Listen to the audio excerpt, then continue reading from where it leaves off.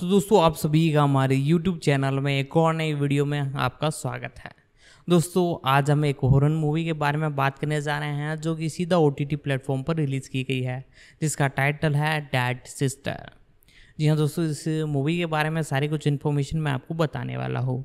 दोस्तों इस मूवी के बारे में बात की जाए तो इसे पार्क प्लिस द्वारा बनाया गया है और दोस्तों ये मैं आपको बताऊँ तो 2017 में आई हुई फिल्म एक तरह से वर्निका की एक तरह से स्पीक्वल है, यानी कि उससे पहले की स्टोरी है। यानी आप इस एक तरह से मूवी को देख रहे हो तो आपको पिछली एक तरह से जो पार्ट है, इसका पिछला जो पार्ट है वो आपको देखने की ज़रूरत नहीं है, क्योंकि ये से एक तरह से पहले की स्टोरी है तो आप सीधा इसे देख पाओगे। तो दोस्तों आज की इस वीडियो में हम इसी मूवी के बारे में बात करने जा रहा है, जिसके प्री प्रोडक्शन, रिलीजिंग, कास्टिंग के बारे में आपको सारी कुछ इन्फॉर्मेशन देने वाले हैं। तो आप हमारे इस चैनल पर नए हो तो चैनल को सब्सक्राइब जरूर से कीजिएगा, बेल आइकन दबा कर से ऑल पर सेट कर लीजिएगा, ताकि हमारे जितने भी अपकमिंग वीडियोज़ हैं उन सभी का नोटिफिकेशन आप तक पहुँच सके। दोस्तों अब हम इसके बारे में और जितनी इन्फॉर्मेशन है वो आपको देते हैं और वीडियो को करते हैं start. Sister Death Spanish Hermana Muerte 2023 Spanish अलौकिक हॉरर फिल्म है जो पाको प्लाजा द्वारा निर्देशित और जॉर्ज गुएरी के चेवरिया और प्लाजा द्वारा लिखित है, जिसमें एरिया बेडमार मुख्य भूमिका में हैं। 2017 की फिल्म वेरोनिका का प्रीक्वल कथानक 1940 के दशक के स्पेन में लड़कियों के स्कूल के रूप में संचालित एक कॉन्वेंट में शिक्षक के रूप में नामांकित एक नौसिखिया बेडमार के असाधारण अनुभवों का अनुसरण करता है। फिल्म जगत का प्रीमियर 5 अक्टूबर 2023 को 56वें सिटजेस फिल्म फेस्टिवल के उद्घाटन के रूप में हुआ और बाद में इसे 27 अक्टूबर 2023 को नेटफ्लिक्स पर रिलीज किया गया। कथानक 1939 स्पेन में शहरवासियों द्वारा एक लड़की का सम्मान किया जाता है। 10 साल बाद नौसिखिया नार्सिसा का बहन जूलिया द्वारा युवा लड़कियों को पढ़ाने के लिए एक कॉन्वेंट में स्वागत किया जाता है। एक संगमरमर मिलने के बाद बहन जूलिया ने नार्सिसा को मदर सुपीरियर से मिलवाया, जो उस समाचार की पवित्र लड़की से मिलकर खुश हुई जिसने पूरे समुदाय को प्रेरित किया। जूलिया और मदर सुपीरियर समुदाय की उन कुछ बहनों में से हैं जो युद्ध से पहले अभी भी बची हुई हैं। मदर सुपीरियर ने नार्सिसा को यह भी बताया कि वह सिस्टर इनेस के स्थान पर भाषा, साहित्य और प्राकृतिक विज्ञान पर व्याख्यान देना शुरू करने वाली है और प्रतिज्ञा भी लेने वाली है, जिससे नार्सिसा को झटका लगा। अपने नए कमरे में बसने पर नार्सिसा को पत्रों, कैंची और सिस्टर सोकोरो की एक तस्वीर के साथ एक सिगार बॉक्स मिलता है। साथ ही वह पास में गिरती हुई लकड़ी की कुर्सी और दीवार पर एक अधूरे जल्लाद के चित्र को देखकर घबरा जाती है। एक लैटिन मास के बाद नार्सिसा एक पुजारी के सामने अपने अलौकिक उपहारों और अपने विश्वास के बारे में अपनी असुरक्षाओं को कबूल करती है। एक शिक्षिका के रूप में नार्सिसा की शुरुआत कठिन रही, क्योंकि वह मुश्किल से ब्लैकबोर्ड पर अपना नाम लिख पाती है और एक लड़की खुद ही पेशाब कर देती है। एक आली छवि धारक के साथ बहनों को चित्रित करने वाला एक एल्बम दिखाए जाने के बाद नार्सिसा सोकोरो की तस्वीर पर वापस आती है। फर्श पर हिलता हुआ एक संगमरमर उसे धार्मिक प्रतीकों से भरे एक तहखाने में ले जाता है और वहां सांता मार्टा का हाथ दिखाई देता है, जो युद्ध में खोया हुआ एक अवशेष है। नार्सिसा को पकौड़े के रूप में तैयार किए गए आईबॉल्स खाने का एक बुरा सपना आता है। एक रात बाथरूम गई दो लड़कियों की असाधारण घटनाओं और बक्से की कैंची की उपस्थिति के बाद नार्सिसा सोकोरो की कब्र पर जाती है। लड़कियों में से एक, दंडित रोजा, नार्सिसा को एक भूतिया आत्मा के बारे में बताती है जो लोगों को उनके नाम लिखकर शाप देती है और इनेस के चले जाने की कहानी बताती है। नार्सिसा को घूंघट से उसका गला घोंट दिए जाने का दुःस्वप्न आता है। जबकि नार्सिसा लड़कियों को आगामी खगोलीय ग्रहण पर व्याख्यान देती है, ब्लैक बोर्ड पर रोजा नाम लिखा हुआ दिखाई देता है, जबकि जल्लाद का चित्र स्ट्रोक जोड़ता रहता है।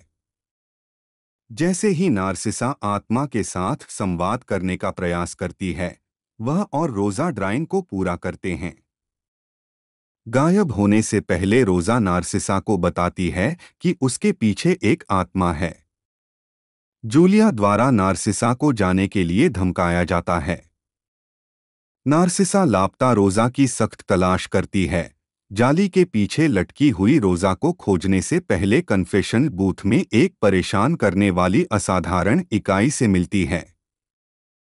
रोजा के शोक के दौरान नार्सिसा अपने सामान के साथ कॉन्वेंट छोड़ देती है, लेकिन ग्रहण होता है और वह एक ट्रांस में चली जाती है। उसकी आंखें बंद हो जाती हैं और कॉन्वेंट में लूटपाट और युद्धकालीन यौन हिंसा के पिछले दृश्यों का अनुभव होता है।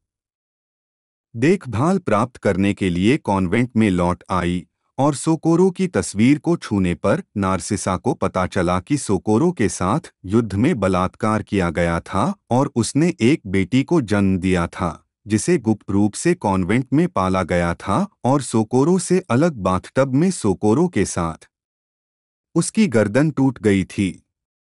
फिर नार्सिसा के कमरे में कुर्सी गिराकर फांसी पर लटका दिया गया। नार्सिसा ने सोकोरो की आत्मा को मुक्त कर दिया और जूलिया नाम ब्लैकबोर्ड पर लिखा गया। प्रतिशोधी आत्मा मदर सुपीरियर और जूलिया को मार देती है। सोकोरो और उसकी बेटी की आत्माएं बाथरूम में फिर से मिलती हैं। 20 मार्च 1991 को बड़ी बहन नार्सिसा वेरोनिका की कक्षा में आती है, जिसे हरमाना मुएटे सिस्टर डेथ कहा जाता है। कास्ट करें। नार्सिसा के रूप में आर्या बेडमार 2, अल्मुडेना अमोर हरमाना सोकोरो के रूप में 3, हरमाना जूलिया के रूप में मारू वाल्डेवियल सोतो 3, लुइसा मेरिलास जीएल मादरे सुपीरियरा मदर सुपीरियर के रूप में 4, चेलो विवारिस 5, रोजा के रूप में सारा रोच 4, एल्विरिटा के रूप में ओलंपिया रोच 4, एना मारिया के रूप में एड्रियाना कैमरेना 4, मरीना के रूप में Martina Delgado 4, Claudia Fernandez Arroyo 5, हरमाना मुएटे के रूप में कॉन्सुएलो ट्रूजिलो 4, वेरोनिका के रूप में सैंड्रा एस कैसेना। उत्पादन कॉन्वेंट और गर्ल्स स्कूल की काल्पनिक सेटिंग को चित्रित करने के लिए संत जेरोनी डी कोटाल्बा के मठ का उपयोग किया गया था। फिल्म जॉर्ज गुएरी के चेवरिया और पाको प्लाजा द्वारा लिखी गई थी। 6 यह फिल्म एल स्टूडियो प्रोडक्शन है। मार्च 2022 में वालेंसिया क्षेत्र में फिल्मांकन शुरू हुआ। 7-8 स्कूल और कॉन्वेंट को चित्रित करने के लिए सेंट जेरोनी डी कोटाल्बा के मठ को शूटिंग स्थान के रूप में चुना गया था, जहां कथा घटित होती है। 9 एनरिक लोपेज लविग्ने, पाब्लो क्रूज और डिएगो सुआरेस चियाल्वो ने उत्पादन का कार्यभार संभाला। 10 जबकि डैनियल एफ एबेलो ने सिनेमैटोग्राफी, गुइलेर्मो डी ला कैल और मार्टी रोका ने संपादन लिया, एटेका ने कला निर्देशन और अल्बर्टो अल्वारेज ने ऐसा किया। उत्पादन पर्यवेक्षण 11/12 रिलीज फिल्म को 5 अक्टूबर 2023 को 56वें सिटजेस फिल्म फेस्टिवल की शुरुआती फिल्म के रूप में प्रस्तुत किया गया था। 13-14 इसे नेटफ्लिक्स द्वारा वितरित किया गया था। 15-27 अक्टूबर 2023 के लिए स्ट्रीमिंग रिलीज सेट के साथ। 16 स्वागत। अमेरिकी समीक्षा एकत्रीकरण वेबसाइट रॉटन टोमाटोज के अनुसार सिस्टर डेथ को आलोचकों की 9 समीक्षाओं के आधार पर 78% अनुमोदन रेटिंग मिली है, जिसकी औसत रेटिंग 6.80/10 है। 17 सिनेमैनिया के मिगुएल एंजेल रोमेरो ने फिल्म को 5 में से 4 स्टार रेटिंग दी है, जो एक फैसले के रूप में स्पेनिश हॉरर सिनेमा के मास्टर के रूप में प्लाजा के समेकन को रेखांकित करता है। 18 डिसाइडर.com के जेसी हासिंजर ने फिल्म को एक कुशल और अच्छी तरह से बनाई गई डरावनी तस्वीर मानते हुए एक सकारात्मक सिफारिश की। फ्रांसिस्को प्लाजा त्रिनिदाद, जन्म 8 फरवरी 1973, जिसे केवल पाको प्लाजा के नाम से जाना जाता है, एक स्पेनिश फिल्म निर्माता है जो डरावनी शैली में अपने काम के लिए जाना जाता है। एक वह आरईसी जॉम्बी फिल्म फ्रैंचाइज के सह निर्माता हैं। 1-2 कैरियर। फ्रांसिस्को प्लाजा त्रिनिदाद का जन्म 8 फरवरी 1973 को वालेंसिया में हुआ था। 3-4 प्लाजा के पास सीयू कार्डिनल हेरेरा विश्वविद्यालय से ऑडियो विजुअल कम्युनिकेशन में डिग्री और ईसीएएम से फिल्म निर्देशन में डिप्लोमा है। वह स्पेनिश, अंग्रेजी और फ्रेंच बोलता है। हालांकि उन्हें एक निर्देशक के रूप में सबसे ज्यादा जाना जाता है, वह एक पटकथा लेखक, निर्माता, संपादक भी हैं और यहां तक कि एक अवसर पर ट्रोपिस्मोस 1995 के लिए एक कॉस्ट्यूम डिजाइनर भी थे, जो उनकी पहली लघु फिल्म थी और जिसके साथ उन्होंने निर्देशक के रूप में अपनी शुरुआत की थी। पाको को स्पेनिश सिनेमा और विदेशों में त्रयी आरईसी 2007 के निर्माण के लिए जाना जाता है। पहली फिल्म की रिलीज के एक साल बाद अमेरिकी निर्देशक जॉन एरिक डाउडल ने क्वारंटाइन 2008 के नाम से पाको प्लाजा फिल्म का रूपांतरण बनाया। त्रयी आरईसी ने कई फिल्म समारोहों में कुल 26 पुरस्कार और 17 नामांकन अर्जित किए हैं। जॉर्ज गुएरिकेचेवरिया, जन्म 10 जुलाई 1965, जिन्हें गुएरिका के नाम से भी जाना जाता है, एक स्पेनिश पटकथा लेखक हैं। एलेक्स डे ला इग्लेसिया की फिल्मों के नियमित सहलेखक, वह डैनियल मोनजोन के आवर्ती सहयोगी भी रहे हैं। उन्होंने फ्रांसिस्को पेरेज गंडुल के इसी नाम के उपन्यास पर आधारित सेल 211 की पटकथा के लिए गोया पुरस्कार जीता। उन्हें the Day of the Beast, La Comunidad और द ऑक्सफोर्ड मर्डर्स के लिए भी नामांकित किया गया था। 2008 में बास्क फिल्म फेस्टिवल सिनेमास्टिया में उन्हें पटकथा लेखक के रूप में उनके करियर को मान्यता देते हुए मानद पुरस्कार मिला। एक एनरिक लोपेज लविग्ने, जन्म 1967, एक फिल्म निर्माता हैं जिन्होंने स्पेनिश सिनेमा में व्यापक काम किया है। वह अपाचे फिल्म्स और अपाचेज एंटरटेनमेंट के साथ साथ एलए स्टूडियो के संस्थापक हैं। जीवनी। एनरिक लोपेज लविग्ने का जन्म 1967 में मैड्रिड में हुआ था। वह एक स्पेनिश पिता और एक फ्रांसीसी मां के बेटे थे। उन्होंने मैड्रिड के कॉम्प्लूटेंस विश्वविद्यालय में कानून का अध्ययन किया और फिर 1 साल तक पेरिस में वकील के रूप में काम किया। उन्होंने मीडिया में अपना करियर तब शुरू किया जब वे 25 वर्ष के थे और सोगे केबल और कैनाल प्लस के लिए काम करने लगे। बाद में वह बेलेन एटिएंजातो के साथ अपाचेज एंटरटेनमेंट के सह संस्थापक बने। स्पेनिश फिल्मों के एक विपुल निर्माता, उनके श्रेय में the Amazing World of Borjamari y Pocholo, सह निर्देशक भी Sex and Lucia, 28 Week Later, the Impossible, Holy Camp जैसे काम शामिल हैं। सेल्फी सीए गोल्ड, वेरोनिका और द ग्रैंडमदर। 3 अप्रैल 2020 में उन्हें एमपीएस में सदस्यता के लिए आमंत्रित किया गया था। 5 पाब्लो क्रूज और डिएगो सुआरेस चियाल्वो के साथ उन्होंने मेक्सिको, स्पेन और संयुक्त राज्य अमेरिका में गतिविधि वाली एक प्रोडक्शन कंपनी एल स्टूडियो की सह स्थापना की। 6 संदर्भ आर्या बेडमार, जन्म 1 दिसंबर 1994, एक स्पेनिश अभिनेत्री और नर्तकी है।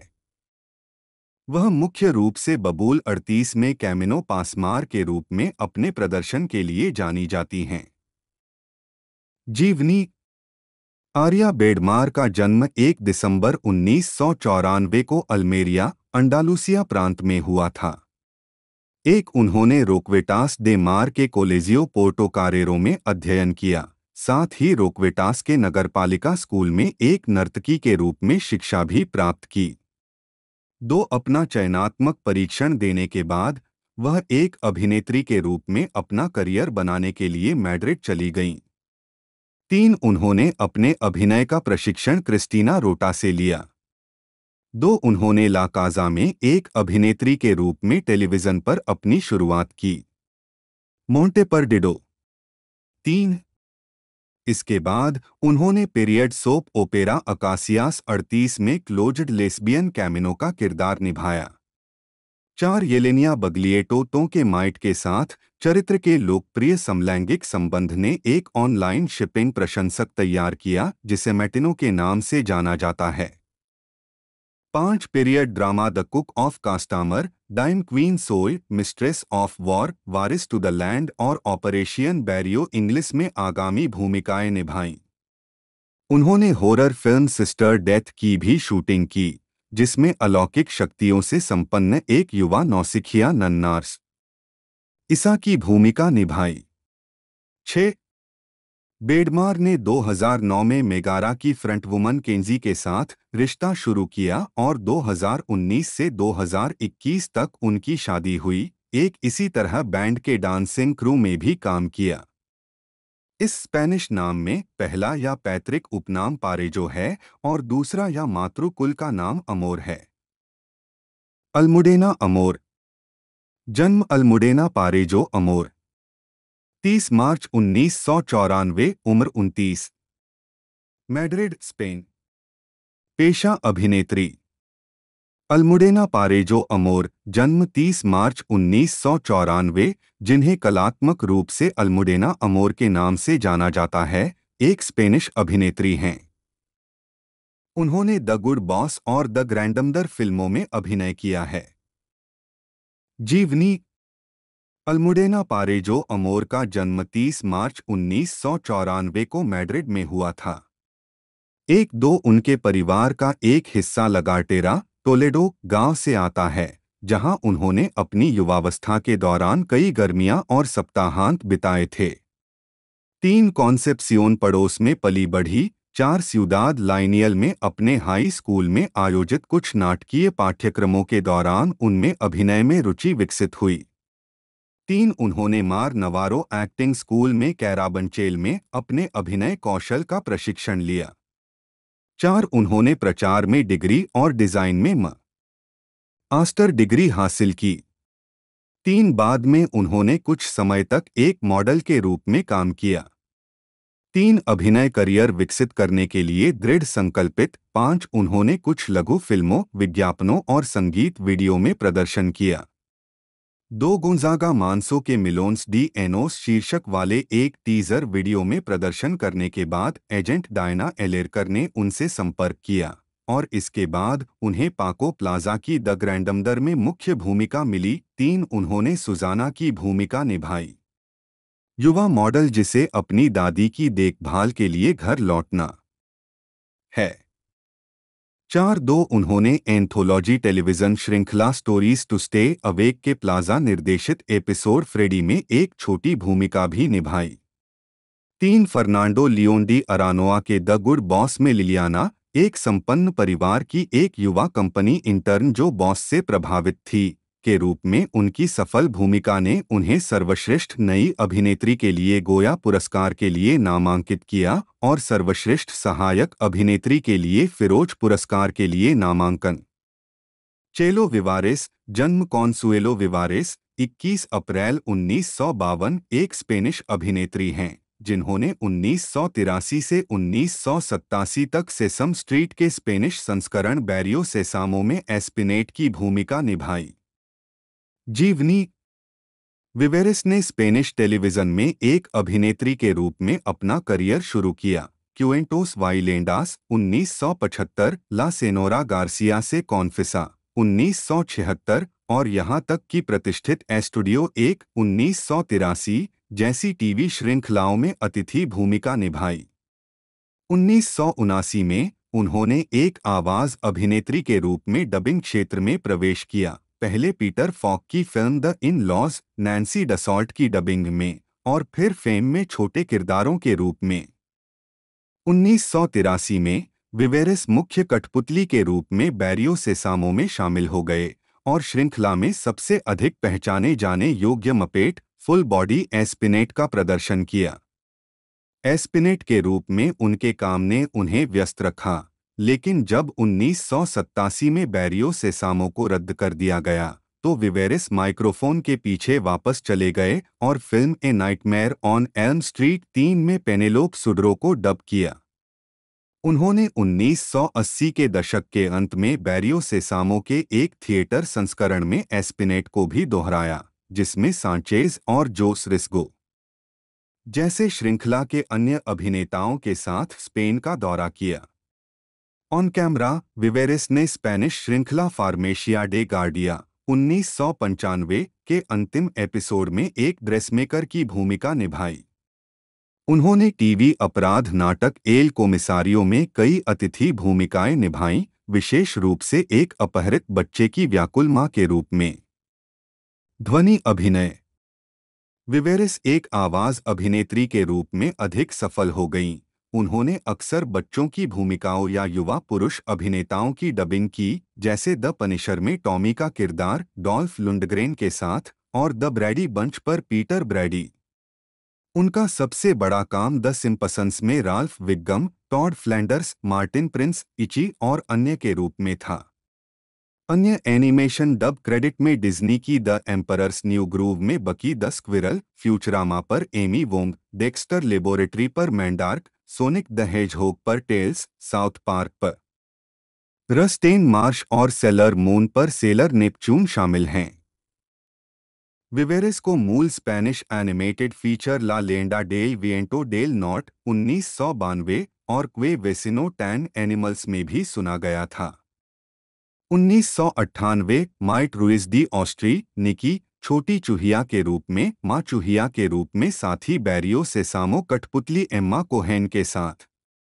उन्होंने स्पेनिश कॉमिक बुक मोर्टाडेलो वाई फाइलमोन को अपनाने वाले कई कंप्यूटर गेम में ला सेनोरिटा ओफेलिया के मुख्य चरित्र को भी आवाज दी। विवेरिस ने मुख्य रूप से एक आवाज अभिनेत्री के रूप में काम करना जारी रखा है, हालांकि उन्होंने हैरी पॉटर फिल्मों में मोर्निंग मर्टल के किरदारों, स्मॉलविले में क्लो और सबरीना द टीनेज विच और चार्म्ड के कुछ हिस्सों की डबिंग की है। वह आम दोस्तों रिलीजिंग डेट के बारे में बात की जाए तो इसे मुख्य रूप से 5 अक्टूबर 2023 को सिटलेज फिल्म फेस्टिवल में रिलीज़ किया गया था और इसी के बाद 27 अक्टूबर 2023 को इसे स्पेन में रिलीज़ कर दिया गया है और OTT प्लेटफॉर्म पर नेटफ्लिक्स पर भी इसे एक तरह से रिलीज़ किया गया है। मेन लैंग्वेज की बात की जाए तो इसकी जो लैंग्वेज है वो स्पेनिश है, उसके बारे में भी मैं आपको सारी कुछ डिटेल बताऊंगा। साथ ही साथ इसकी और मल्टीपल लैंग्वेजों में ये अवेलेबल करवाई गई है नेटफ्लिक्स डब द्वारा। हिंदी में भी ये अवेलेबल है और डबिंग की बात की जाए तो एक नंबर डबिंग हमें देखने को मिल रही है। और साथ ही साथ इसके बारे में मैं अब थोड़ी और डिटेल है जो मैं आपको बताता हूँ। लुइस लोपेस तोसर, जन्म 13 अक्टूबर 1971, गैलिसिया के एक स्पेनिश अभिनेता और संगीतकार हैं। वह स्पेन में सबसे अधिक पहचाने जाने वाले और बहुमुखी अभिनेताओं में से एक हैं। उन्होंने राष्ट्रपति 1998 के लिए एटिलानो में अपनी फिल्म की शुरुआत की। इसके बाद flowers from other world 1999, Commonwealth 2000 और नो न्यूज़ फ्रॉम गॉड 2001 जैसी फीचर फिल्मों में अन्य भूमिकाएं निभाईं। उन्होंने मंडे इन द सन 2002 और टेक माई आइज 2003 में अपने प्रदर्शन के लिए शुरुआती प्रशंसा और पहचान हासिल की। उनका डी इलास नाम से एक संगीत समूह है। 3 अलौकिक हॉरर फिल्म एक फिल्म शैली है जो अलौकिक फिल्म और हॉरर फिल्म के पहलुओं को जोड़ती है। ऐसी फिल्मों में अलौकिक घटनाओं में अक्सर भूत और राक्षस शामिल होते हैं और कई अलौकिक डरावनी फिल्मों में धर्म के तत्व होते हैं। इस शैली में आम विषय हैं परलोक, शैतान और शैतानी कब्जा। सभी अलौकिक हॉरर फिल्में धर्म पर केंद्रित नहीं होती हैं और उनमें अधिक ज्वलंत और भीषण हिंसा हो सकती है। एक तुलना ऐसी फिल्मों और अन्य मीडिया के लिए आलोचक अलौकिक भय को मनोवैज्ञानिक भय से अलग करते हैं। मथियास क्लासेन ने व्हाई हॉरर सेड्यूसिस में लिखा है, अलौकिक आतंक में किसी प्रकार का निलंबन या भौतिक कानून का उल्लंघन शामिल होता है जो आमतौर पर किसी अलौकिक एजेंसी जैसे कि एक अलौकिक राक्षस या भूत के कारण होता है। मनोवैज्ञानिक आतंक, दूसरी ओर हाथ, इसमें भौतिक कानून का उल्लंघन शामिल नहीं है, लेकिन इसमें प्राकृतिक, यदि अक्सर अविश्वसनीय खतरे और परिदृश्य शामिल हैं।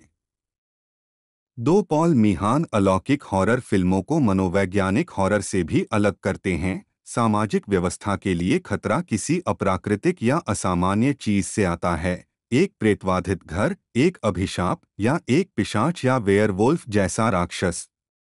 3 डार्क ड्रीम्स 2 शून्य में लिखते हुए चार्ल्स डेरी ने डरावनी कहानियों में अलौकिक डरावनी और छद्म वैज्ञानिक डरावनी चीजों को समझाने के दो बुनियादी तरीकों के रूप में तुलना की। डेरी ने लिखा, अलौकिक समूह में उन सभी राक्षसों और भयावहताओं को शामिल किया जा सकता है जो किसी न किसी तरह से धर्मों और अनुष्ठानों से जुड़े हैं। जादू टोना, मिस्र विज्ञान और पुनर्जन्म और लाशों पर प्रकाश डाला गया। 4 एरोन स्मट्स हॉरर को दो मुख्य उप प्रकारों वाली एक शैली मानते हैं, अलौकिक हॉरर और यथार्थवादी हॉरर, और उनमें अलग अलग आकर्षण है। 5 इतिहास 1931 में यूनिवर्सल पिक्चर्स से ड्रैकुला। जबकि काल्पनिक हॉरर थीम वाला साहित्य, थिएटर और अन्य दृश्य संस्कृति अस्तित्व में थी, समकालीन शब्द हॉरर फिल्म और हॉरर मूवी शब्द 1931 और 1932 तक आम नहीं हुए थे। संयुक्त राज्य अमेरिका में फिल्म धारावाहिक लोकप्रिय हो गए। 1913 में राज्य 1910 के दशक के फिल्म धारावाहिकों में अलौकिक घटनाएं और पात्र दुर्लभ थे। 7 द मिस्ट्रीज ऑफ मायरा 1916 और द स्क्रीमिंग शैडो 1920 सहित केवल 2 धारावाहिकों ने अलौकिकता का विस्तार से पता लगाया, जबकि द ग्रे गोस्ट 1917 जैसे अधिकांश धारावाहिकों में अलौकिक घटनाओं का कोई वास्तविक वर्णन नहीं था। 7 इस अलौकिक हॉरर फिल्म को लेखक पॉल मीहान ने 1920 और 1930 के दशक की शुरुआत में द कैबिनेट ऑफ डॉक्टर कैलिग्री और नोस्फेरातु जैसी फिल्मों के साथ जर्मन अभिव्यक्तिवाद में इसकी उत्पत्ति के रूप में वर्णित किया था। 3 यूनिवर्सल स्टूडियो के पहले हॉरर फिल्म चक्र के दौरान ड्रैकुला 1931 और हाउस ऑफ ड्रैकुला 1945 की रिलीज के बीच अलौकिक हॉरर शैली का प्रमुख सिनेमाई तरीका था। 8 1940 के दशक की शुरुआत में अलौकिक हॉरर फिल्मों में अधिक समकालीन सेटिंग्स थीं, लेकिन अंततः इस शैली को मनोवैज्ञानिक हॉरर फिल्मों द्वारा प्रतिस्थापित कर दिया गया। द्वितीय विश्व युद्ध के अंत तक युद्ध के अत्याचारों के कारण अलौकिक डरावनी शैली खत्म हो गई। 1950 के दशक तक साइंस फिक्शन हॉरर फिल्मों ने अलौकिक हॉरर फिल्मों की जगह ले ली थी, और उसी दशक में मनोवैज्ञानिक हॉरर फिल्में भी अधिक लोकप्रिय हो गईं, अंततः अलौकिक हॉरर को पीछे छोड़ दिया। 8 1950 के दशक में निर्मित कुछ अलौकिक डरावनी फिल्में अक्सर प्रेतवाधित घरों पर आधारित थीं, जो 1940 के दशक में प्रचलित प्रेतवाधित फिल्मों की अगली कड़ी थी। 4 1960 के दशक में द इनोसेंट्स 1961, द हॉन्टिंग 1963 और रोजमेरीज बेबी 1968 जैसी डरावनी फिल्मों में अलौकिक तत्वों का इस्तेमाल किया गया था, लेकिन वे सीधे तौर पर असाधारण के बारे में नहीं थीं। अन्य डरावनी फिल्मों ने मोशन पिक्चर प्रोडक्शन कोड या हेज कोड द्वारा सेंसर किए जा रहे कोड तत्वों के लिए अलौकिक विषयों का उपयोग किया। द हॉन्टिंग में एक महिला नायक को दूसरी महिला में दिलचस्पी दिखाई गई थी, और वह एक विचित्र कोडित चरित्र थी। अलौकिक डरावनी फिल्मों के इतिहास में ऐसे पात्र आम थे। 9 सू मैथेस ने रोजमेरीज बेबी के बारे में लिखा। इसने स्क्रीन पर जादू टोना, राक्षसी गतिविधि और शैतान के चित्रण को लोकप्रिय बनाया और अलौकिक डरावनी फिल्मों की एक लहर उत्पन्न की। 1970 के दशक तक द एक्सोर्सिस्ट 1973 और द ओमेन 1976 फिल्मों ने अलौकिक डरावनी शैली को पुनर्जीवित किया। शुरुआती फिल्मों की तरह साहित्य को स्रोत सामग्री के रूप में इस्तेमाल किया गया था। स्टीफन किंग के लिखित कार्यों को कैरी 1976 और द शाइनिंग 1980 में रूपांतरित किया गया था। फिल्म पोल्टरजिस्ट 1982 भी 1980 के दशक में एक शैली का मुख्य आकर्षण थी। 11 2000 के दशक में टॉर्चर पोर्न नामक हिंसक डरावनी फिल्में लोकप्रिय थीं। दशक के अंत तक अलौकिक आतंक ने अपनी लोकप्रियता पुनः प्राप्त कर ली। मिली footage film the Blair Witch Project ने 1999 में प्रसिद्धि हासिल की थी और 2000 के दशक के अंत में पैरानॉर्मल एक्टिविटी उसी फिल्म तकनीक के साथ सफल हुई, जिसके कारण एक फिल्म श्रृंखला शुरू हुई जो 2010 के मध्य तक चली। 12 बॉक्स ऑफिस मुद्रास्फीति के लिए समायोजित सबसे अधिक कमाई करने वाली अलौकिक हॉरर फिल्म द एक्सोर्सिस्ट 1973 है। मूल रिलीज और 2000 की पुनः रिलीज को मिलाकर इसकी असमायोजित कमाई $441 मिलियन से अधिक है। 132,019 में अनुमानित समायोजित सकल $1.04 बिलियन से अधिक है।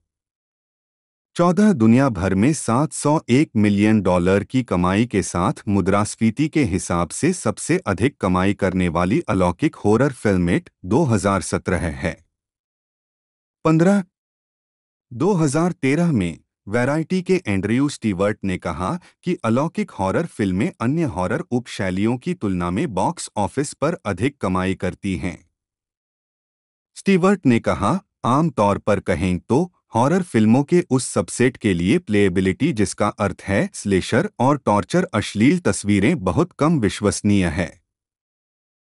यही कारण है कि फिल्म निर्माता जो कम बजट वाली हॉरर बनाने के अक्सर आकर्षक व्यवसाय को भुनाना चाहते हैं, फिल्मों को स्लेशर शैली को छोड़ देना चाहिए और अच्छे पुराने जमाने की वर्णक्रमीय कहानी पर टिके रहना चाहिए। 16 संगीत का प्रयोग। जो टॉम्किंस ने लिखा है कि 1950 के दशक के बाद कई गॉथिक और अलौकिक डरावनी फिल्में सभी प्रकार की असामान्य, असाधारण गतिविधियों को दर्शाने के लिए असंगति, उदासीनता और उपकरणों के असामान्य विन्यास का उपयोग करती हैं। उन्होंने लिखा है कि ब्लैक संडे 1960 और द हॉन्टिंग 1963 एटोनल क्लस्टर्स का उपयोग करते हैं, जो टोनल संगीत के बिल्कुल विपरीत काम करते हैं और इस प्रकार अलौकिक बुराई और अच्छाई क्रमशः के लिए विरोधी प्रतीक प्रदान करते हैं। उन्होंने इस बात पर भी प्रकाश डाला कि द एमिटिविल हॉरर 1979 और पोल टर्जिस्ट 1982 मृदु ध्वनि वाली लोरी से लेकर एटोनल विस्फोट तक विभिन्न विषयगत सामग्रियों का उपयोग करते हैं। 17 जेनेट के हाफयार्ड के अनुसार अलौकिक हॉरर कॉमेडी फिल्में संगीत का उपयोग करने के लिए विभिन्न रणनीतियों को तैनात करती हैं, एक साथ फिल्म को हॉरर शैली के भीतर या कम से कम उसके करीब खोजने के लिए, साथ ही दर्शकों को चीखने के बजाय हंसने के लिए प्रोत्साहित करती हैं। यह लेख 1920 की फिल्म के बारे में है। अन्य उपयोगों के लिए डॉक्टर कैलिग्री की कैबिनेट बहुविकल्पी देखें। डॉक्टर कैलिग्री का मंत्रिमंडल। नाट्य विमोचन पोस्टर। निर्देशक रॉबर्ट वीन द्वारा लिखित। Karl mayor, Hans जानोविट्स।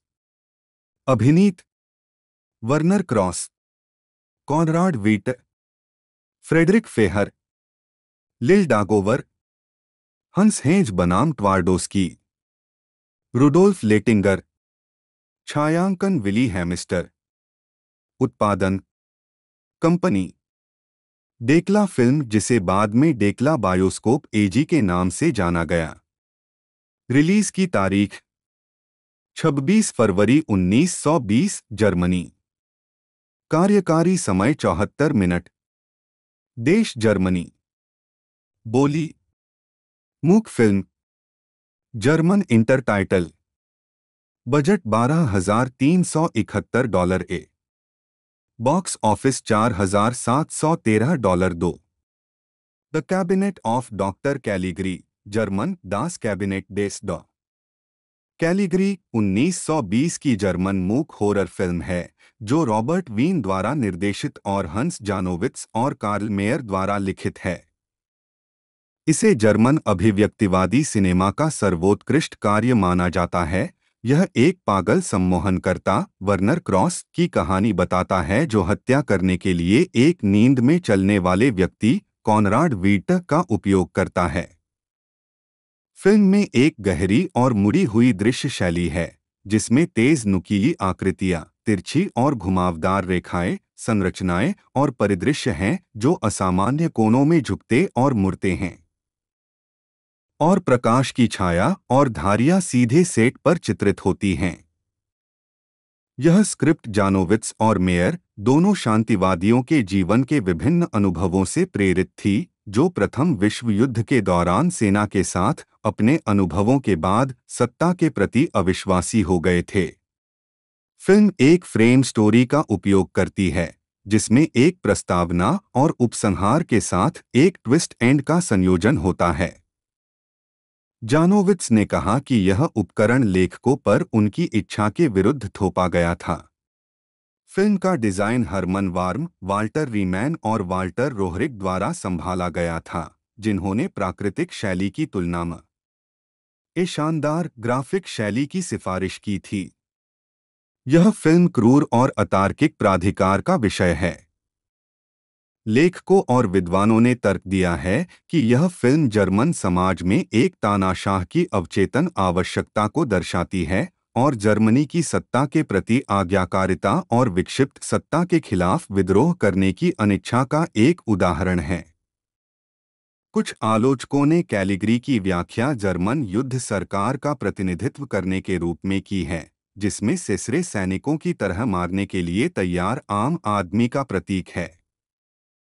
फिल्म के अन्य विषयों में पागलपन और विवेक के बीच अस्थिर विरोधाभास, वास्तविकता की व्यक्तिपरक धारणा और मानव स्वभाव का द्वंद्व शामिल है।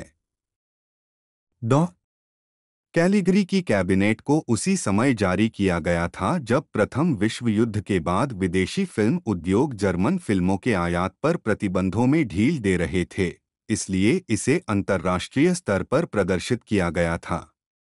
रिलीज होने पर इसकी वित्तीय और आलोचनात्मक सफलता के बारे में विवरण अलग अलग हैं, लेकिन आधुनिक फिल्म समीक्षकों और इतिहासकारों ने बड़े पैमाने पर इसे एक क्रांतिकारी फिल्म के रूप में सराहा है।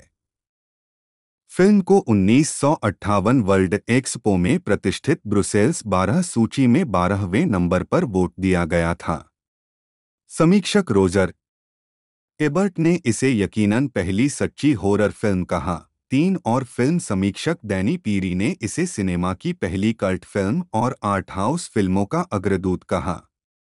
एक क्लासिक माने जाने वाले इसने जर्मन सिनेमा की कलात्मक योग्यता की ओर दुनिया भर का ध्यान आकर्षित करने में मदद की और अमेरिकी फिल्मों पर बड़ा प्रभाव डाला, विशेष रूप से हॉरर और फिल्म नोयर की शैलियों में। कथानक जो पार्क प्रतीत होता है उसमें फ्रांसिस एक वृद्ध व्यक्ति के साथ एक बेंच पर बैठता है और शिकायत करता है कि आत्माओं ने उसे उसके परिवार और घर से दूर कर दिया है। जब एक घबराई हुई महिला उनके पास से गुजरी तो फ्रांसिस ने बताया कि वह उसकी मंगेतर जेन है और उन्हें बहुत बड़ी कठिनाई का सामना करना पड़ा है। फिल्म का बाकी हिस्सा फ्रांसिस की कहानी का फ्लैशबैक है जो टेढ़ी मेढ़ी इमारतों और घुमावदार सड़कों वाले एक छायादार गांव होल्स्टेनवॉल में घटित होता है। फ्रांसिस और उसका दोस्त एलन जो जेन के प्यार के लिए प्रतिस्पर्धा कर रहे हैं, शहर के मेले में जाने की योजना बनाते हैं। इस बीच डॉक्टर कैलिगरी नाम का एक रहस्यमय व्यक्ति मेले में एक तमाशा पेश करने के लिए असभ्य शहर के क्लर्क से परमिट मांगता है, जिसमें सेसरे एक नींद में सोने वाला व्यक्ति शामिल है। क्लर्क कैलिगरी का मजाक उड़ाता है और उसे डांटता है, लेकिन अंततः परमिट को मंजूरी दे देता है। उस रात क्लर्क की उसके बिस्तर पर चाकू मारकर हत्या कर दी गई। अगली सुबह फ्रांसिस और एलन कैलिगरी के किनारे के आकर्षण का दौरा करते हैं, जहां वह सोते हुए सेसरे को प्रकट करने के लिए एक ताबूत जैसा बक्सा खोलता है। कैलिगरी के आदेश पर सिसरे जागता है और दर्शकों के सवालों का जवाब देता है। फ्रांसिस के विरोध के बावजूद एलन पूछता है, मैं कब तक जीवित रहूंगा? एलन को डराने के लिए सिसरे ने जवाब दिया, समय कम है, आप भोर में मर जाते हैं। उस रात बाद में एक व्यक्ति एलन के घर में घुस गया और उसके बिस्तर पर चाकू मारकर उसकी हत्या कर दी। दुखी फ्रांसिस जेन और उसके पिता डॉ ऑलसेन की मदद से एलन की हत्या की जांच करता है, जो नींद में सोने वाले व्यक्ति की जांच करने के लिए पुलिस प्राधिकरण प्राप्त करता है। उस रात पुलिस ने एक अपराधी को चाकू के साथ पकड़ा, जो एक बुजुर्ग महिला की हत्या का प्रयास कर रहा था। जब फ्रांसिस और डॉक्टर ऑलसेन से पूछताछ की गई, तो अपराधी ने कबूल किया कि उसने बुजुर्ग महिला को मारने की कोशिश की थी, लेकिन पिछली 2 मौतों में किसी भी तरह की भूमिका से इनकार किया। वह केवल खुद से दोष हटाने के लिए स्थिति का फायदा उठा रहा था। रात में फ्रांसिस कैलिगरी पर जासूसी करता है और देखता है कि सिसरे अपने बक्से में सो रहा है। हालांकि असली सिसरे जेन के घर में सोते समय घुस जाता है। वह उस पर वार करने के लिए चाकू उठाता है, लेकिन संघर्ष के बाद उसका अपहरण कर लेता है और उसे खिड़की से खींचकर सड़क पर ले जाता है। गुस्साई भीड़ द्वारा पीछा किए जाने पर सिसरे अंततः जेन को गिरा देता है और भाग जाता है। वह जल्द ही गिर जाता है और मर जाता है।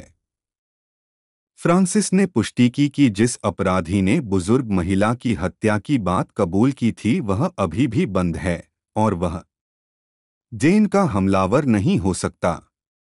फ्रांसिस और पुलिस कैलिगरी के साइड शो की जांच करते हैं और पाते हैं कि बॉक्स में सो रहा सिसारे केवल एक डमी है। कैलगरी असमंजस में भाग जाता है। फ्रांसिस उसका पीछा करता है और कैलिगरी को पागलखाने में जाते हुए देखता है। आगे की जांच करने पर फ्रांसिस यह जानकर हैरान रह गए कि कैलिगरी शरण के निदेशक हैं। शरण कर्मचारियों की मदद से जब निदेशक सो रहे होते हैं, तब फ्रांसिस निदेशक के रिकॉर्ड और डायरी का अध्ययन करते हैं।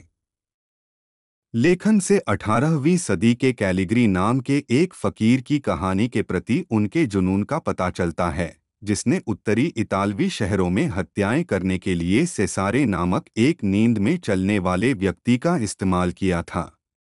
निर्देशक पहले के कैलिगरी को समझने का प्रयास करते हुए शरण में भर्ती एक नींद में चलने वाले व्यक्ति पर प्रयोग करता है, जो उसका सिसरे बन जाता है। शरण निदेशक चिल्लाता है, मुझे कैलिगरी बनना चाहिए। फ्रांसिस और डॉक्टर पुलिस को कैलिगरी के कार्यालय में बुलाते हैं, जहां वे उसे सिसरे की लाश दिखाते हैं। कैलिगरी फिर कर्मचारियों में से एक पर हमला करता है। उसे वश में कर लिया जाता है, एक स्ट्रेट जैकेट में रोक दिया जाता है और वह अपने ही आश्रय में कैदी बन जाता है। कथा वर्तमान में लौटती है, जहां फ्रांसिस अपनी कहानी समाप्त करते हैं। एक मोड़ के अंत में फ्रांसिस को एक शरण कैदी के रूप में दर्शाया गया है। जेन और सेसारे भी मरीज हैं। जेन का मानना है कि वह एक रानी है, जबकि सेसरे नींद में चलने वाली नहीं है, लेकिन जागृत, शांत और दिखने में खतरनाक नहीं है। फ्रांसिस जिस व्यक्ति को डॉ कैलिगरी कहते हैं, वह शरण निदेशक है।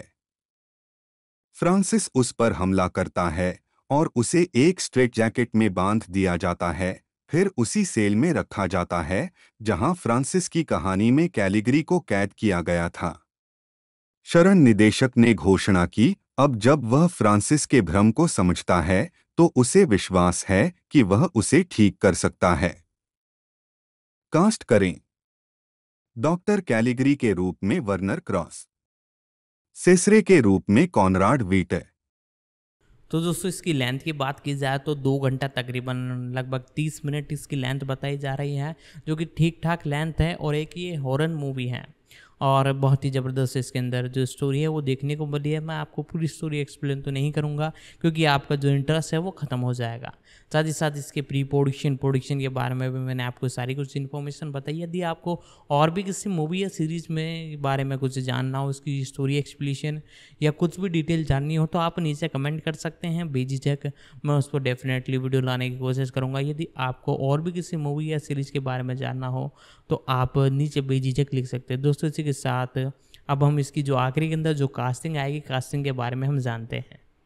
आंख के बदले आंख, स्पेनिश क्वीन ए हिएरो माता, शाब्दिक अर्थ लोहे से कौन मारता है।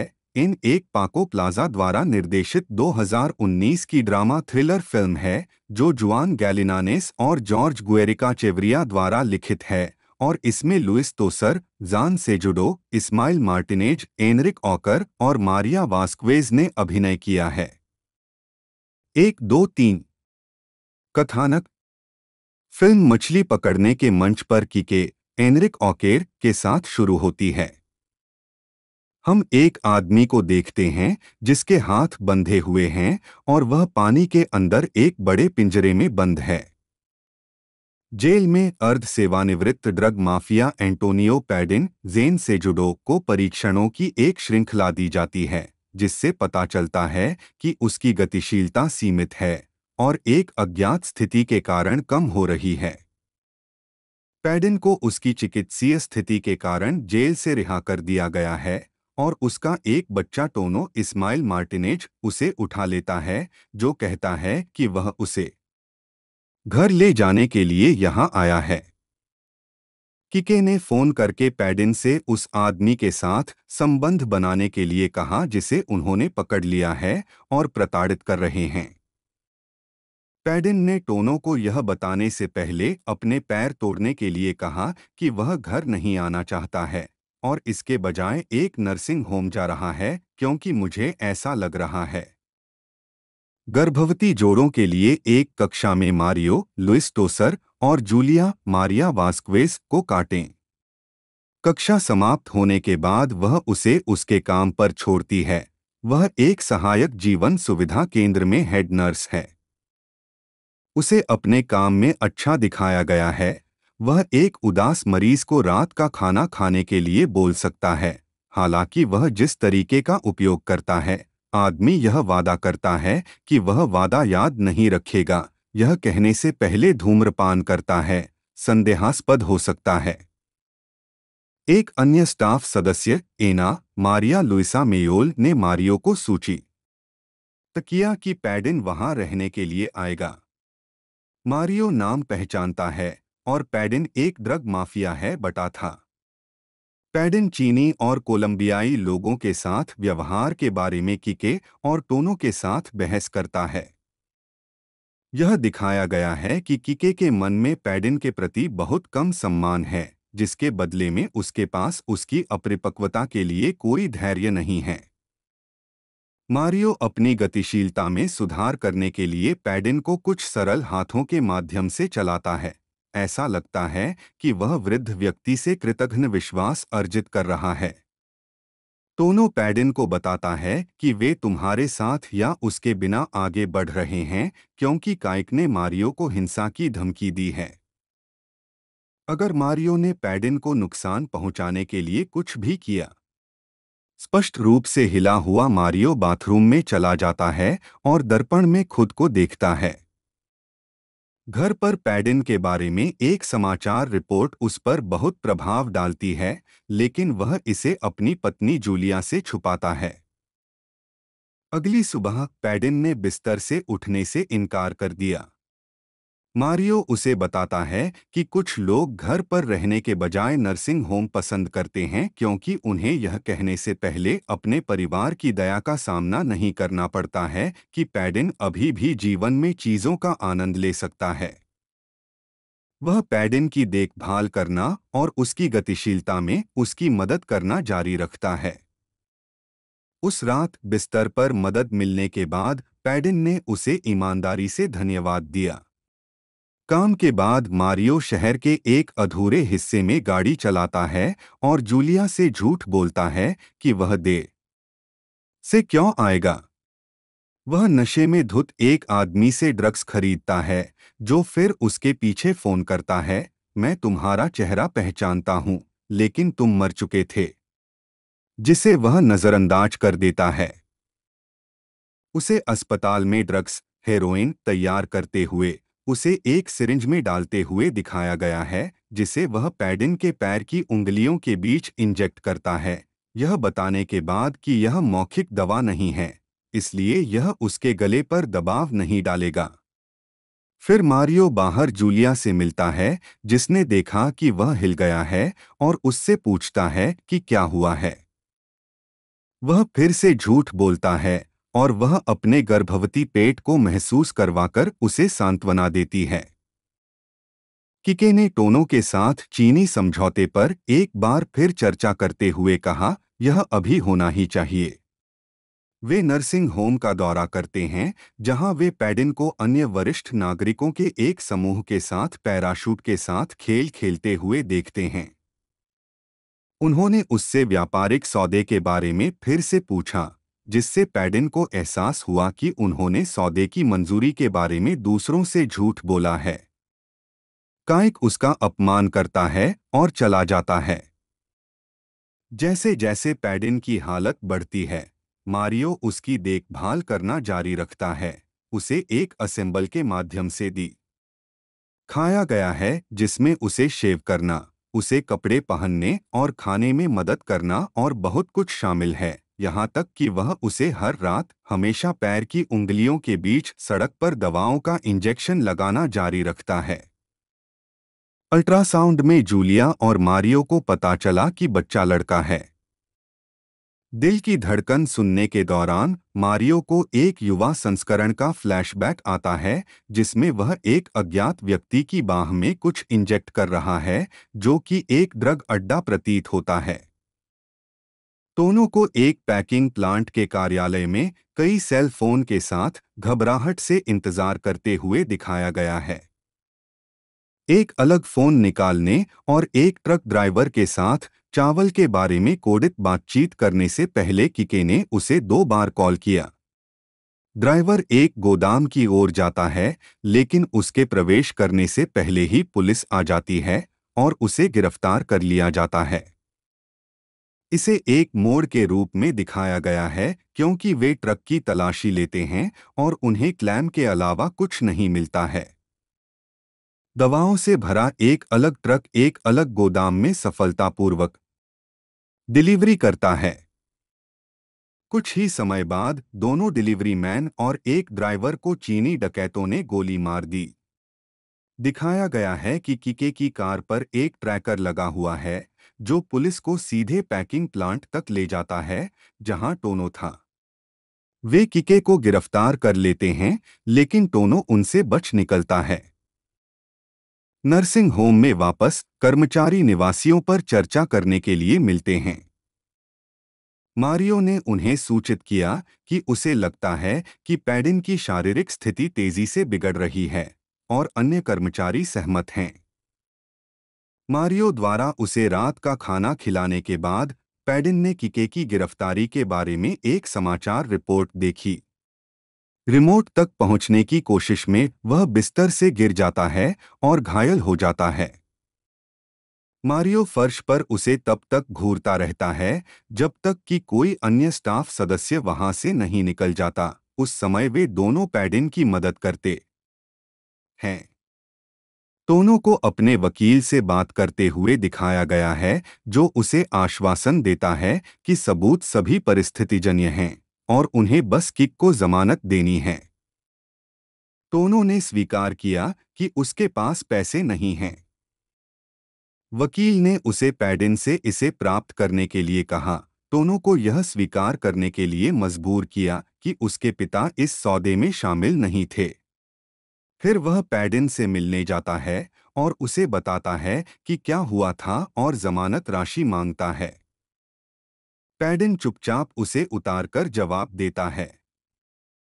मारियो घर जाता है और अपनी पत्नी के साथ नृत्य करता है। टोनो जेल में कीके से मिलने जाता है। किके उसे बताता है कि जब तक वह उन लोगों का भुगतान नहीं करता जिनका वह बकाया है, वे दोनों खतरे में हैं। टोनो ने स्वीकार किया कि पैडिन ने काइके को डर से रोने और रोने में मदद करने से इनकार कर दिया। टोनो ने उसे बाहर निकालने का वादा किया और नर्सिंग होम लौट आया। मारियो को पार्किंग में अपने टायर कटे हुए मिले। जेपास दानी क्यूरस एक कैमो ट्रक में आता है और टोनो से मिलने के लिए ले जाने से पहले उसे अंदर जाने के लिए कहता है। वह मारियो को पैडिन को घर आने के लिए मनाने का आदेश देता है और उसे और जूलिया दोनों को धमकी देता है। जेपास ने उसे ट्रक से बाहर निकालने से पहले उसके साथ मारपीट की और टोनो को बताया कि वह मारियो को वर्षों पहले से पहचानता है। वह बार से घोड़ा हेरोइन खरीदता था। जूलिया घर लौटती है, उसे नहीं लेने के लिए मारियो पर गुस्सा करती है। वह उसे एक बैस ड्रम के ऊपर झुका हुआ पाता है, एक बैंड में अपने समय के फ्लैशबैक को याद करते हुए, संभवतः तब भी जब वह ड्रग्स ले रहा था। नर्सिंग होम में वापस आकर मारियो पैडिन को अपने भाई सर्जियो की एक तस्वीर दिखाता है और पैडिन को बताता है कि 2 दशक पहले जब वह 26 वर्ष का था, तब उसकी अत्यधिक मात्रा में खुराक लेने से मृत्यु हो गई थी। वह आगे बताते हैं कि सर्जियो उस समय अपनी आपूर्ति के बदले में पैडिन के लिए सौदा कर रहा था। मारियो पैडिन को बताता है कि वह न केवल उसे हेरोइन दे रहा है, बल्कि वह उसे उसकी सामान्य दवा भी नहीं दे रहा है और वास्तव में उसे बीमार करने के लिए ब्लीच खिला रहा है। इस बीच टोनो ने अपने पिता को कानूनी रूप से पागल घोषित करने की धमकी देने के लिए नर्सिंग होम के एक अन्य स्टाफ सदस्य एंड्रेस को अपने ही घर में बंधक बना लिया है, लेकिन संघर्ष के दौरान गलती से स्टाफ की मौत हो जाती है। जेल में किके पर 3 लोगों द्वारा हमला किया जाता है जो उससे कहते हैं कि उन्हें उसके पैसे चाहिए या वे उसे मार डालेंगे। नर्सिंग होम में पैडिन एक नर्स को छिपी हुई दवाओं के बारे में बताने के लिए संघर्ष करता है, लेकिन मारियो उन्हें बीच में रोकता है। जूलिया काम पर मारियो से मिलने जाती है और उसे पता चलता है कि पैडिन कौन है, इससे ठीक पहले कि उसका पानी टूट जाए और उसे प्रसव पीड़ा शुरू हो जाए। जूलिया मारियो से पैडिन के बारे में पूछने की कोशिश करती है, लेकिन डॉक्टर ने उसे रोक दिया। उसे शामक दवा देने के बाद वह चला जाता है और नर्सिंग होम की ओर चला जाता है। जब वह पहुंचता है तो वह वहां पुलिस को आंद्रे की मौत के बारे में बात करते हुए देखता है और एक अज्ञात व्यक्ति को सूट में देखता है। वह पैडिन को अत्यधिक मात्रा में गोली मारने की धमकी देता है जब तक कि वह उसे यह नहीं बताता कि वह आदमी कौन है। पैडिन ने मना कर दिया, लेकिन मारियो को एक डॉक्टर से पता चला कि वह आदमी नोटरी था।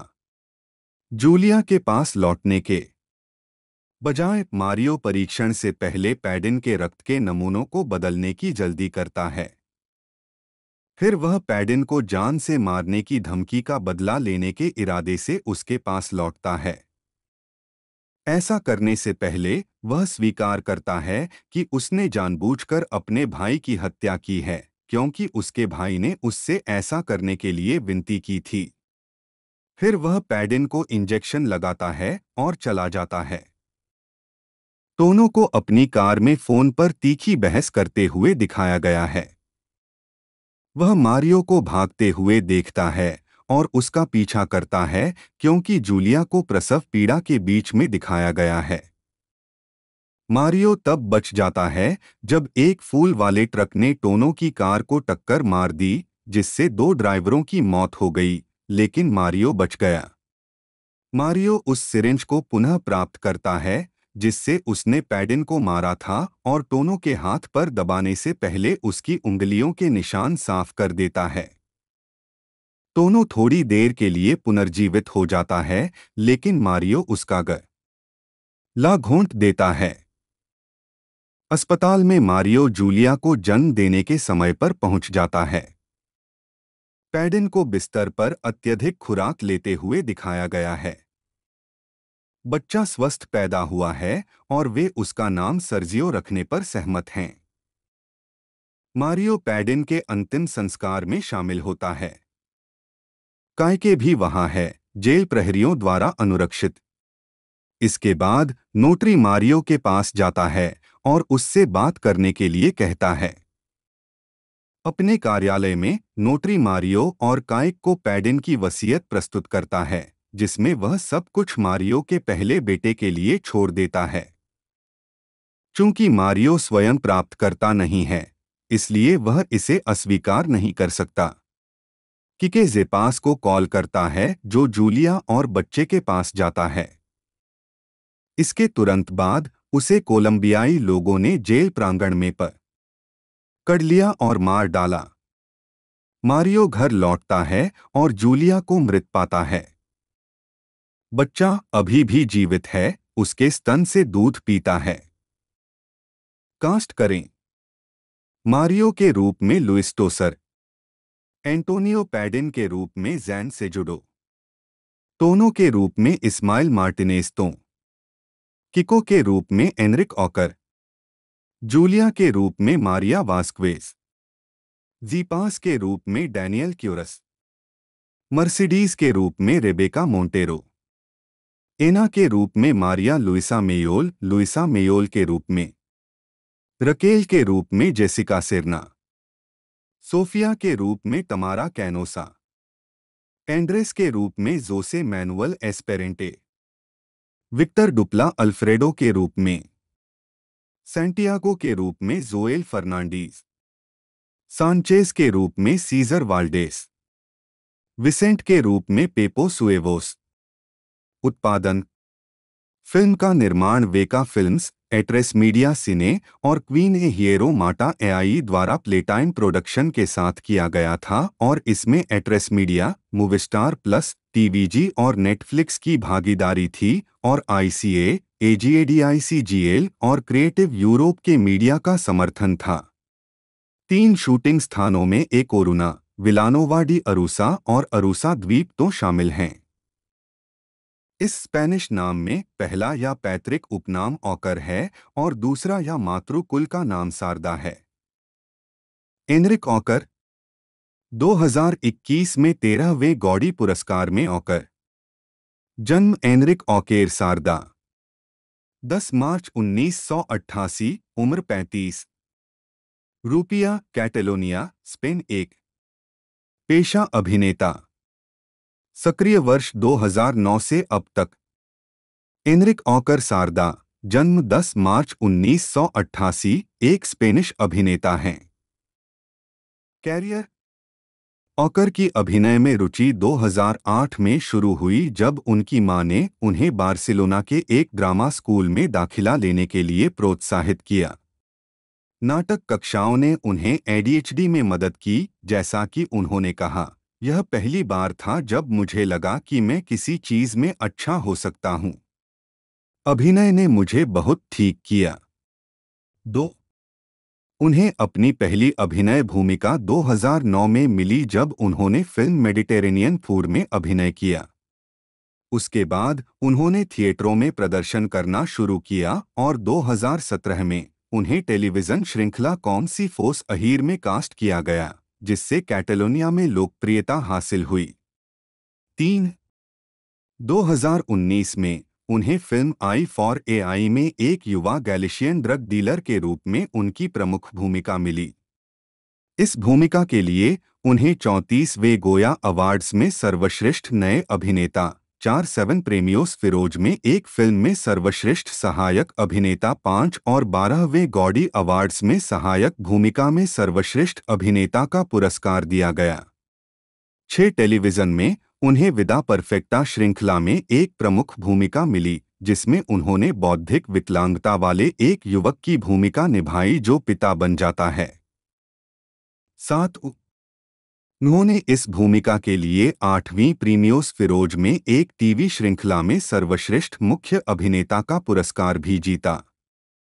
फिल्मोग्राफी टेलीविजन भूमिकाएं वर्ष शीर्षक भूमिका टिप्पणियां 2012 से 2014 Kubala Moreno y Manchon Oriol 5 episode 2014 El Crack एन बटा ए 1 एपिसोड 2015 कुछ दिनों पहले जोर्डी 1 एपिसोड 2016 का हवाला देते बर्नेट 2 एपिसोड 2017 से 2019 कौमसी फोस अहीर एलोई आवर्ती भूमिका 2019 आदर्श जीवन गैरी मुख्य भूमिका 2020 ला लाइना अदृश्य जोस एंटोनियो एटजेबारिएटा मुख्य भूमिका 2021 आकाश रोजो क्रिश्चियन एक्सपोसिटो मुख्य भूमिका सीजन 1-2 फिल्मी भूमिकाएं वर्ष शीर्षक भूमिका टिप्पणियां संदर्भ 2009 भूमध्य भोजन एलेक्स किशोर। तो दोस्तों इसी के साथ यदि आपको हमारी ये वीडियो आज की पसंद आई है तो वीडियो को लाइक कर दीजिएगा। चैनल पर नए हो तो चैनल को जरूर से सब्सक्राइब कीजिएगा, बेल आइकन दबा कर इसे ऑल पर सेट कर दीजिएगा ताकि हमारी अपकमिंग जितनी भी नोटिफिकेशन वीडियोज़ है उन सभी का नोटिफिकेशन आप तक पहुँच सके और आप जल्द से जल्द उसे देख पाओ। और साथ ही साथ दोस्तों मैं आपसे विदा लेना चाहूँगा। बाकी इसके रिव्यू के बारे में बात की जाए तो बहुत ही ज़बरदस्त हॉरर स्टोरी इसमें देखने को मिली है। रेटिंग की बात की जाए तो लगभग 8.4 की रेटिंग है IMDb की, और साथ ही साथ लगभग 94% गूगल यूजर्स ने इसे पसंद किया है। और दोस्तों इसी के साथ नेटफ्लिक्स पर इसके परफॉर्मेंस की बात की जाए तो लगभग 5 से 6 मिलियन फैमिलीज़ ने इसे देख लिया है और कुछ दिनों में ये ट्रेंडिंग पर भी पहुंचने वाली है। दोस्तों इसका एक तरह से पिछला पार्ट हमें देखने को मिला था और ये प्रीक्वल है। इसके बारे में पिछले पार्ट के बारे में मैंने आपको सारी कुछ इन्फॉर्मेशन बताने की कोशिश की है। यदि आपको वो इन्फॉर्मेशन अच्छी लगी हो, ये वीडियो अच्छी लगी हो तो लाइक कर दीजिएगा। बाकी दोस्तों अपना रिव्यू आप नीचे लिख सकते हैं ताकि और भी लोग उसे देखें और वो एक तरह से अपना वक्त जाया होने से बचा सकें। दोस्तों आज की इस वीडियो में इतना ही, मिलते हैं अगले वीडियो में।